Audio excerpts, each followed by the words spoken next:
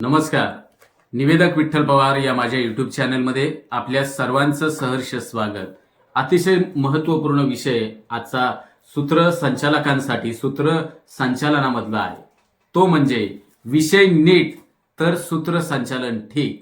बऱ्याच वेळा कार्यक्रमामध्ये निवेदक जो कार्यक्रमाचा आशय असतो, जो कार्यक्रमाचा विषय असतो, तो विषय सोडून निवेदक भलतंच काहीतरी वेगळं विसंगत बोलतो आणि त्या कार्यक्रमाचा संपूर्ण बट्ट्याबोळ हा सूत्रसंचालक करत असतो. अशा वेळेस सूत्रसंचालकाने प्रथमतः आपल्याला ज्या कार्यक्रमासाठी बोलवलंय त्या कार्यक्रमाचा विषय जर सूत्रसंचालकाच्या लक्षात आला, त्याने त्या पद्धतीनं सूत्रसंचालन केलं तर ते ठीक असतं. नाहीतर सूत्रसंचालकाने विषय व्यवस्थितरित्या समजावून घेतला नाही आणि मला जे पाठ आहे विषयाला अनुसरून नसेल आणि जे पाठांतर केलेले वाक्य ओळी जे काही संबंधित असेल तर ते निवेदकानं जर बोललं तर अशा वेळेस निवेदकाला पुन्हा कार्यक्रमाला आमंत्रित केलं जात नाही.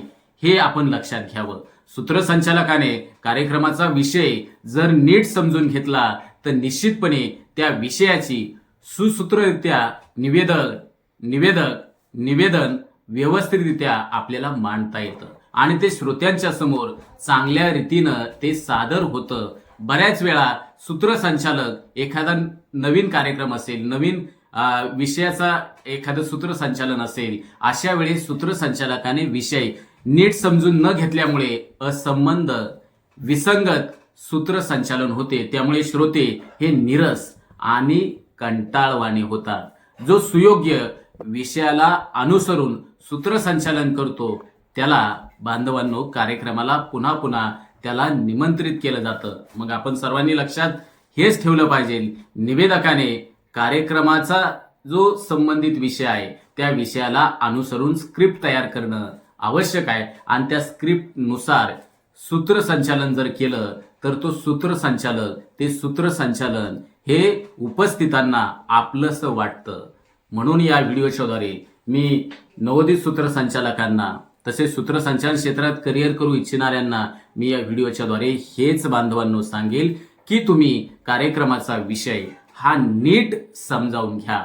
जो कार्यक्रमाचा विषय नीट समजावून घेतो त्याचं निवेदन हे ठीक होत असतं. म्हणजे तो निवेदन अगदी बरोबर करतो. मी एका कार्यक्रमामध्ये अनुभवलेलं आहे. मी त्या कार्यक्रमाला श्रोता म्हणून उपस्थित होतो.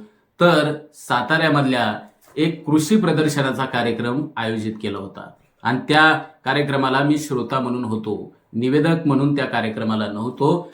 त्या कार्यक्रमामध्ये मी स्वतः पाहिलं कृषी प्रदर्शनाचा कार्यक्रम आणि त्या कार्यक्रमाला कृषी अधिकारी आले होते. निवेदकाने त्यांचा सत्कार करत असताना सांगितलं, राजकीय कार्याची जाण व राजकीय जाणकार असलेले कृषी अधिकारी काय संबंध आहे का?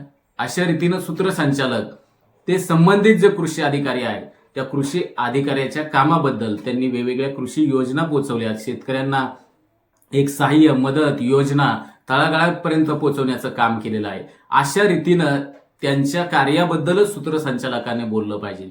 म्हणजे जो कार्यक्रम आहे, कार्यक्रमाचा विषय आहे तर त्याबद्दलच सुसंगतरित्या निवेदन केलं तर ते निवेदन आणि निवेदक हे आपलंसं होऊन जातं.